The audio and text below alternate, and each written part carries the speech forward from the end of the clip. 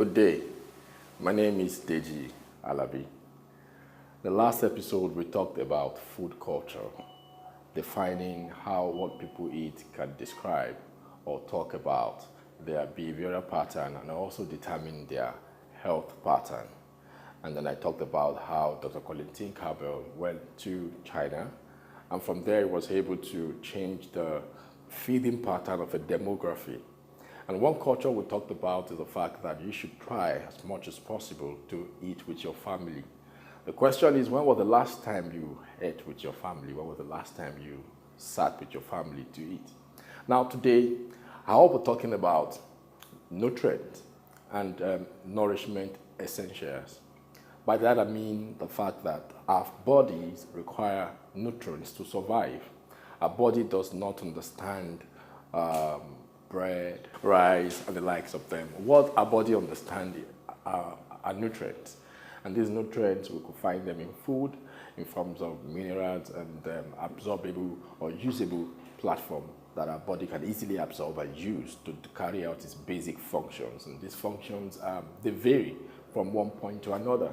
But the fact is that most times people do not know what the body requires. And so they think that when the body is signaling for food in what we call hunger pangs, or the body tells you you are hungry, then you go grab food. But what the body is saying there actually is that I need nutrients to perform certain functions. It's like someone who is building a house.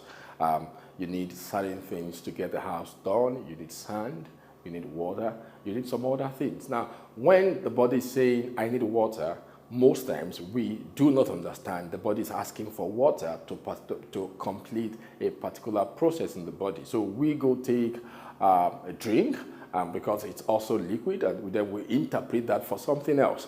But the body is actually asking for water. And water is so important and so vital to good health.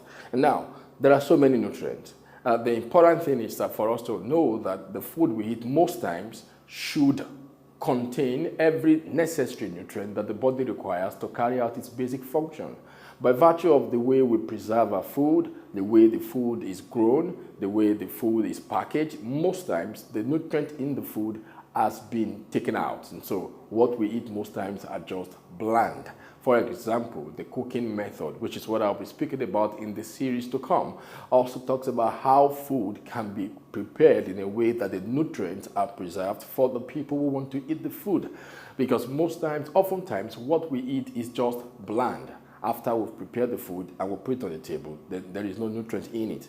How do you ensure that your food contains essential nutrients that are necessary for the body to carry out its function? Because malnutrition is not a function of people not having money any longer. There are people who have wealth, who have money, who eat well, who think they eat well, rather, but at the end of the day, they are still malnourished. Why? The food they consume do not have the necessary nutrients that the body requires for good health. And so, what are these nutrients? We find them in vitamins, we find them in forms of minerals, we find them in classification, we find them as macronutrients and micronutrients. And so which one do you have in the food you consume daily? Because most times, at the end of the day, there is no value in the food we eat by virtue of the preservation, by virtue of the way the food is grown, or by the cooking method. In the next series, I will be talking about cooking methods that we can engage in that can ensure that the food that we consume they contain the nutrients that the body requires. Once again, if you have questions, you can just send me an email to the email address on your screen. You can follow us on Twitter. Our Twitter address is also on the screen. And then you can like us on Facebook to get more tips. Thank you.